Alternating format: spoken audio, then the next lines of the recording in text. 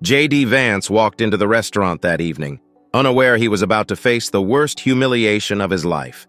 The waitress, furious over his tiny tip, shamed him in front of everyone.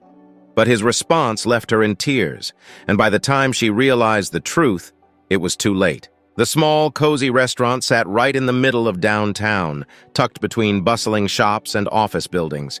It was the kind of place where people came to escape the rush of the city, where the scent of fresh bread and home-cooked meals filled the air. Every day at lunchtime, the restaurant was alive with chatter, the soft hum of conversations, the clinking of forks against plates, and the occasional burst of laughter from a table of friends. It was a familiar scene, one that never changed.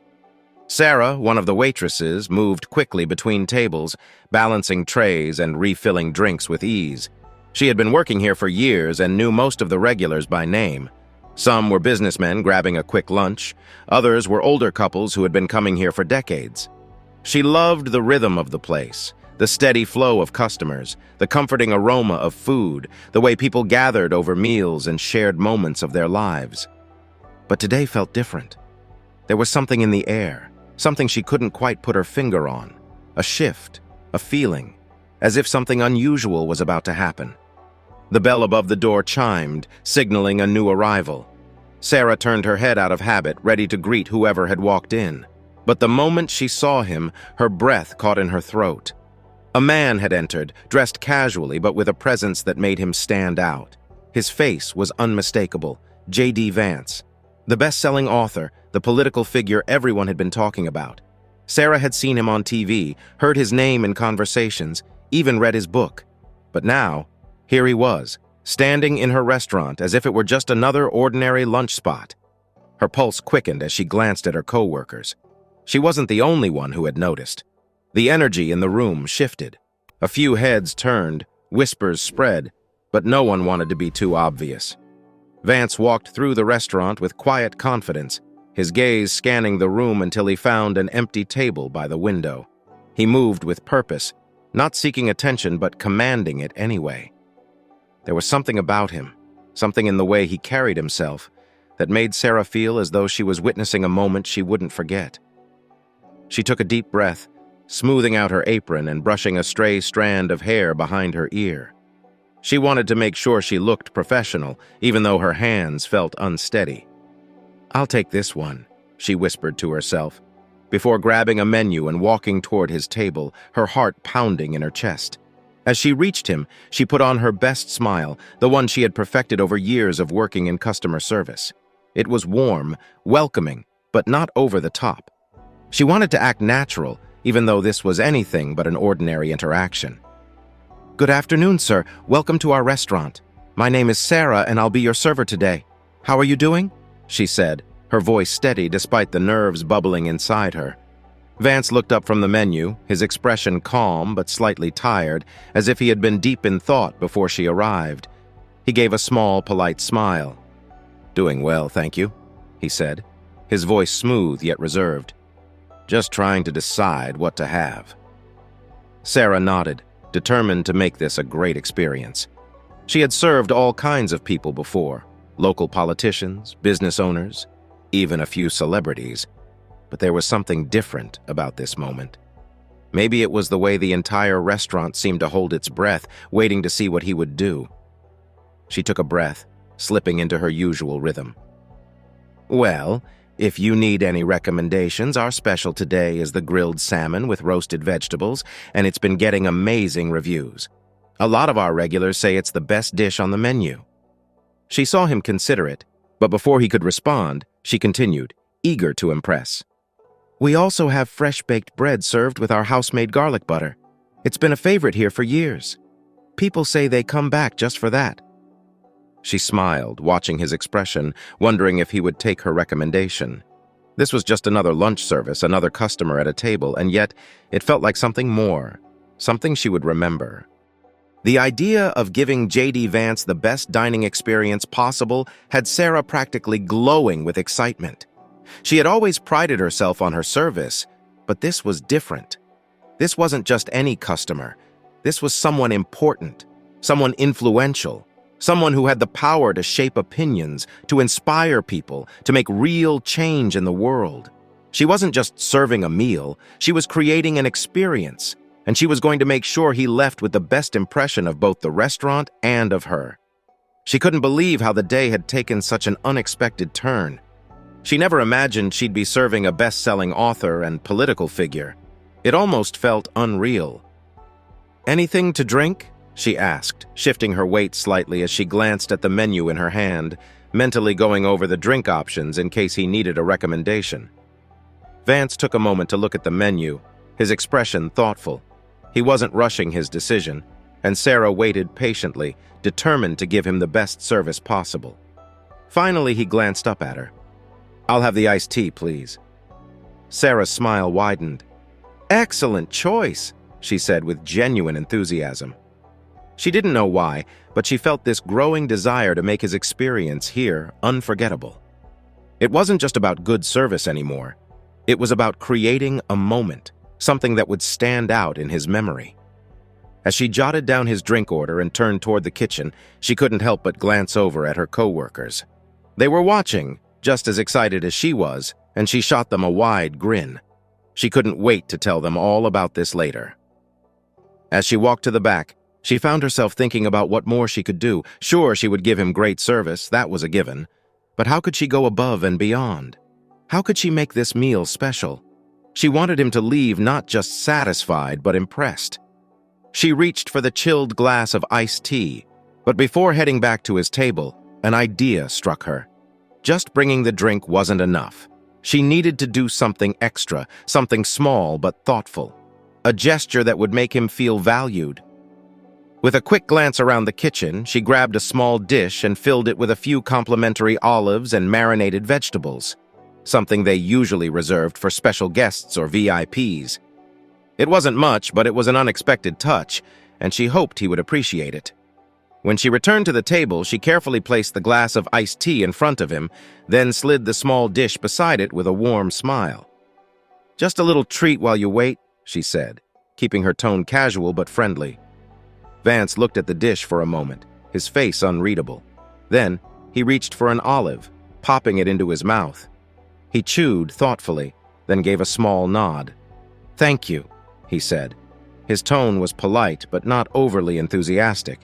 It wasn't a glowing compliment, but at least he had acknowledged the effort. Sarah tried not to let herself overthink it. Maybe he was just the reserved type. Maybe he wasn't someone who expressed excitement easily. Either way, she felt good knowing she had gone the extra mile. Still, she wasn't done yet. She had already planned one final gesture, something simple but meaningful. When his meal was over, she would bring out a complimentary dessert. Not just any dessert, but the restaurant's famous chocolate mousse, the one that had been a favorite for years. It was rich, smooth, and decadent, the kind of dessert people talked about long after they left. She wanted to surprise him with it, to make him feel like this wasn't just another lunch stop, but a special experience. As the meal progressed, Sarah continued to check on him, refilling his iced tea, making sure everything was perfect. But something about him seemed distracted. He was polite, never rude, but not fully engaged either. It was as if his mind was elsewhere. He wasn't savoring the experience the way she had hoped. Still, she remained professional, determined to give the best service possible. She wouldn't let his quiet demeanor discourage her. Finally, when he had finished his meal, Sarah approached his table once more. This was it, the moment to wrap up his experience with one last touch of kindness. She carefully set the check down in front of him, along with the small plate of complimentary chocolate mousse. "On the house," she said with a smile. Vance looked at the dessert for a moment, then at her. He gave another polite nod. "Thank you." Sarah lingered for a second, hoping for more of a reaction, but it didn't come. He simply reached for the check, glanced at it, and pulled out his wallet. She stepped away to give him space, but out of the corner of her eye, she watched as he placed something on the table before getting up. She took a deep breath, preparing to clear the check and pick up the tip. But as she reached for the bill, her fingers froze. Her eyes landed on the tip he had left behind, and immediately, her stomach dropped. It was small, shockingly small. For a second, she thought she had misread it. Maybe he had left more cash somewhere else. Maybe he had planned to add something extra. But no, it was right there, plain as day. Her smile faltered. Was this a joke? She had gone out of her way to make sure everything was perfect. She had given him the best service she could. She had gone above and beyond, even offering complimentary extras. And yet, this? Her chest tightened as she stared at the tip, trying to process what had just happened. Disappointment settled deep in her stomach. Unable to hold back, Sarah cleared her throat, her frustration bubbling to the surface before she could stop herself. The words were out of her mouth before she even had time to think. "How can you just drop this change for me after I attended to you like royalty?" she blurted, her voice sharp and laced with disbelief. Her hands clenched around the check as she stared at him, waiting for an explanation, some justification for what she saw as an insult. "I've always heard you were stingy, but I didn't know it was this bad." The moment the words escaped, a heavy silence fell between them. Sarah's heart pounded as she realized what she had just done. She had let her emotions take control, let her frustration speak before her reason could catch up.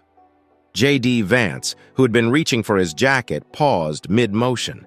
His expression didn't change much, but his eyes widened slightly, just enough to show he hadn't expected the outburst. For a moment, he simply stood there as if deciding how to respond. Then, without a single word, he slid his chair back, stood up, and grabbed his coat in one smooth motion. Sarah expected him to say something, to defend himself, to challenge her, maybe even apologize. But he didn't. He simply looked at her for a long moment, his face unreadable, then turned and walked toward the door. The restaurant suddenly felt smaller, the air heavier. Sarah stood frozen, her heart racing in disbelief. Did that just happen? She wasn't sure if she felt anger or embarrassment, maybe both. Before she could fully process her emotions, she heard footsteps approaching. Jenny and Mark, her two closest co-workers, had been watching from the counter, their curiosity practically radiating off them. "What happened?" Jenny asked eagerly, leaning in. "Why did he leave like that?" Sarah let out an exasperated huff and held up the check. "Can you believe this? Look at what he left me!" She jabbed a finger at the tiny tip, her frustration flaring again. "After I treated him like a king all night, the nerve!" Mark and Jenny peered at the amount, their eyes widening for a second before they exchanged knowing looks. "Classic Vance," Mark muttered with a shake of his head. "I've heard he's tight with money. Guess he's living up to his reputation." Jenny scoffed, rolling her eyes.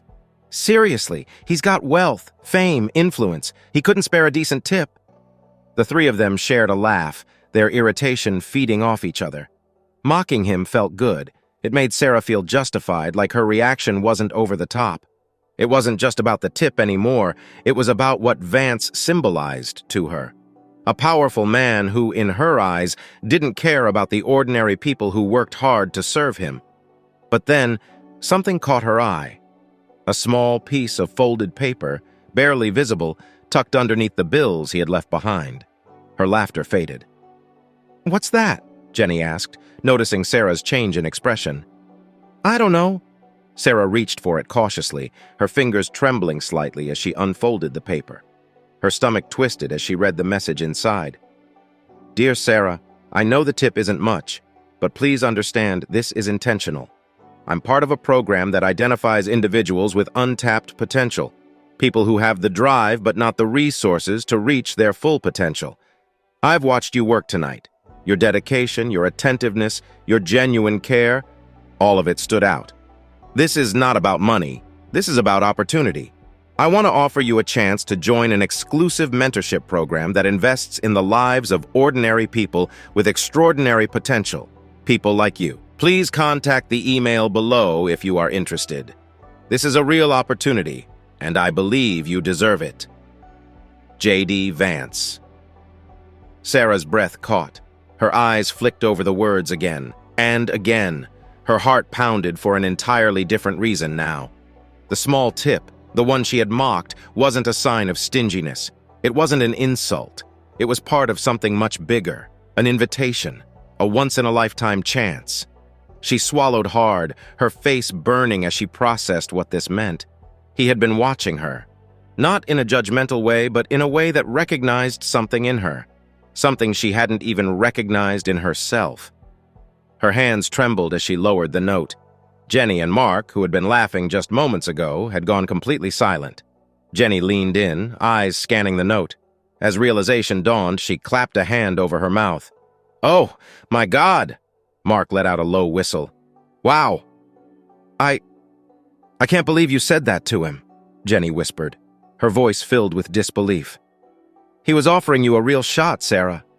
A chance to get out of here." Mark nodded, his arms crossed over his chest. "This isn't just about a tip anymore, is it? It's about your future." The weight of his words crushed Sarah. Her legs felt weak. She had assumed the worst of him, mocked him, laughed at him. And in doing so, she had completely humiliated herself. She had been so focused on her anger, her frustration, her assumptions, that she hadn't stopped to consider that maybe, just maybe, things weren't what they seemed. Regret seeped into her bones. Her shift ended in silence. She barely spoke another word as she finished cleaning up, her mind looping over and over again. What have I done? When she finally walked out of the restaurant that night, the note was still clutched in her fingers. She could barely bring herself to look at it, but she couldn't let it go either. That night she tossed and turned in bed, unable to sleep. The words of the note played in her mind over and over. "This is about opportunity. People like you. You deserve it." By the time morning came, she couldn't take it anymore. She sat at her small kitchen table, staring at the laptop in front of her. The email address from the note burned in her vision. Her fingers hovered over the keyboard. She could fix this. She could write to him, apologize, explain. She could show him that she wasn't just the rude, impulsive girl who had snapped at him in frustration. But doubt crept in. What if it was too late? What if he had already decided she wasn't worth the effort? Minutes passed, then an hour, and in the end, she closed the laptop. She couldn't do it. She let fear win, and in doing so, she lost the one opportunity that could have changed her life forever.